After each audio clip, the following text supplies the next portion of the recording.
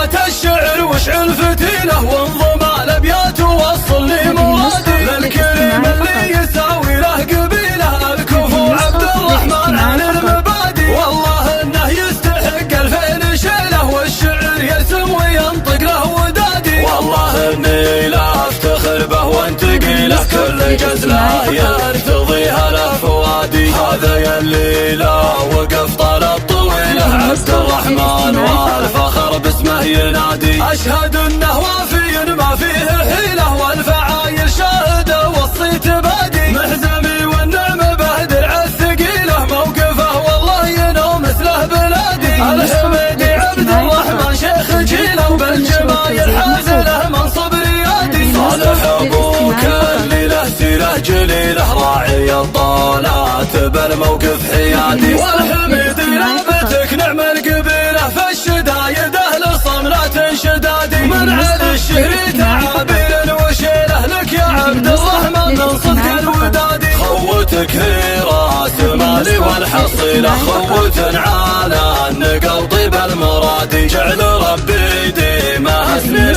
طويله يا حزامي وانا درعك والعتادي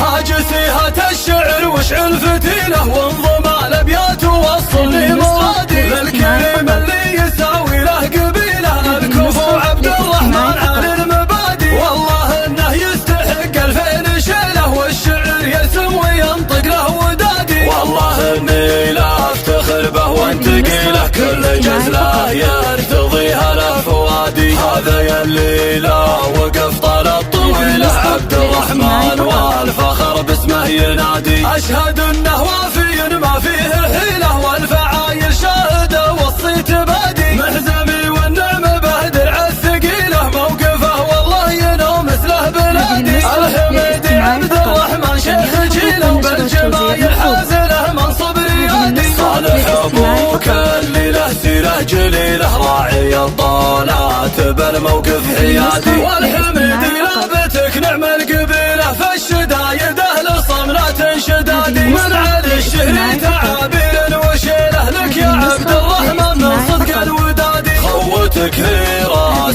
مالي والحصيله خوة على النقل طيب المرادي جعل ربي ديمه سنين طويله يا حزامي وانا درعك والعتادي